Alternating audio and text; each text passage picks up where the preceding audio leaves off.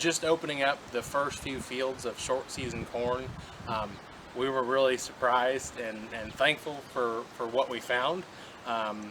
The crop for corn at least dried down significantly in a short amount of time, and it yielded tremendous. I think practices are an important thing on regardless of what you're doing, but the genetics that we're given these years that we have nowadays, if you have a seed hybrid that even has an inkling of drought tolerance into it, I think more than helped this year. Some of the more fuller season drought tolerant corn that we had was an absolute rock star. In some of the wet years where it's kind of like, well, you wish it would have done a little better, it was the year to put it out. So we were happy. Nothing really fell flat on its face, which we're thankful for. We did have a wind event there towards the beginning of harvest, right before we could start harvesting, and so some of it got knocked down.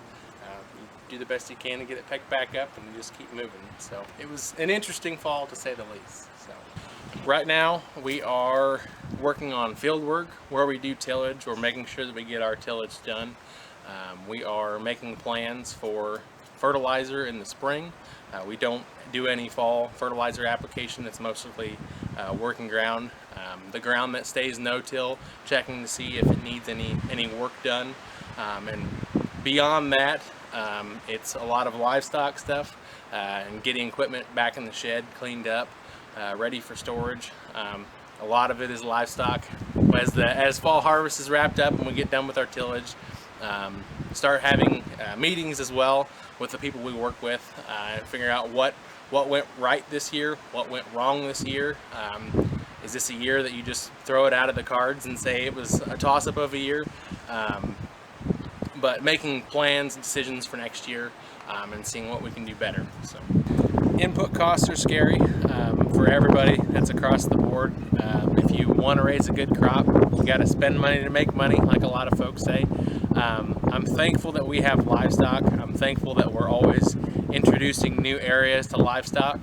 There's days in the wintertime where it's very difficult with livestock, and there's days where it's a lot of fun. But that manure that we apply, that we have, some fall apply, hopefully try to do a lot of spring apply, that's very advantageous. And there's not much else you can do with it other than spread it across your fields. And it really helps out. It really fills in the holes where if you had to go spend money on DAP and try to pick some numbers up on the fertilizer aspect, that manure can really help get your numbers up higher.